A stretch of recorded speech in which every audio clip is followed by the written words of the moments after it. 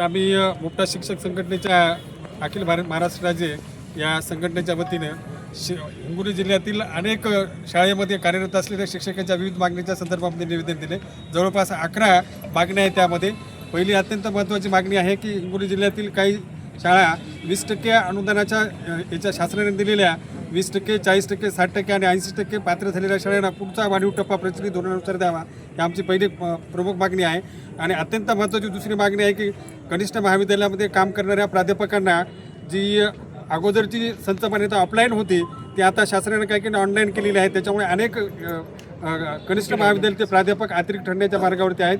काही CSBच्या बेसवरती सरकारने असा पायंडा घेतलेला आहे की ते या ठिकाणी CSB बेसवर येतील शिक्षक।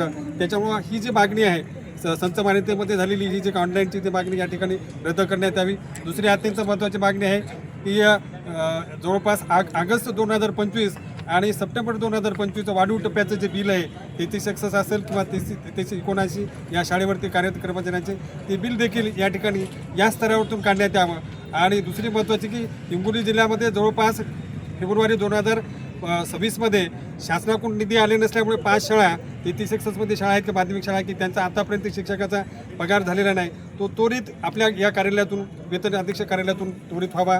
अशा अनेक मागण्या आहेत।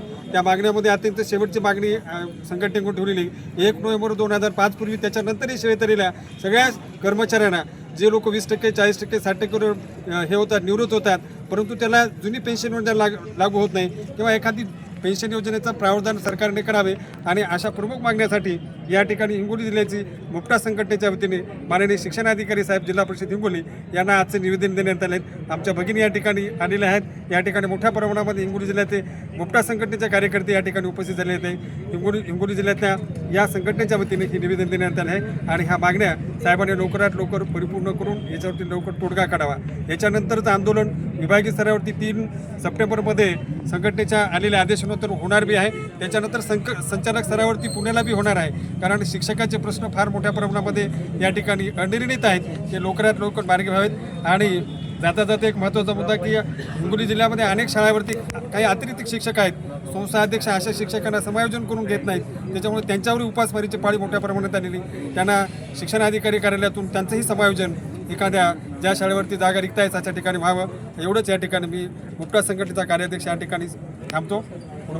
आमच्या जर मागण्या मान्य नाही झाल्यानंतर 3 सप्टेंबरला महाराष्ट्र राज्य मुक्ता शिक्षक संघटनेच्या वतीने उपसंचालक कार्यालय संभाजीनगर यावरती फार मोठ्या प्रमाणात याचे निदर्शने आंदोलन आम्ही ठेवलेलं आहे। तिथेही आमच्या जर मागण्या मान्य नाही झाल्या तर आम्ही डायरेक्ट माननीय शिक्षण संचालक महाराष्ट्र राज्य पुणे या ठिकाणावरती फार मोठं राज्यव्यापी आंदोलन या ठिकाणी आम्ही करणार आहोत। अशा प्रकारच्या आम्ही या ठिकाणी हे करत आहोत।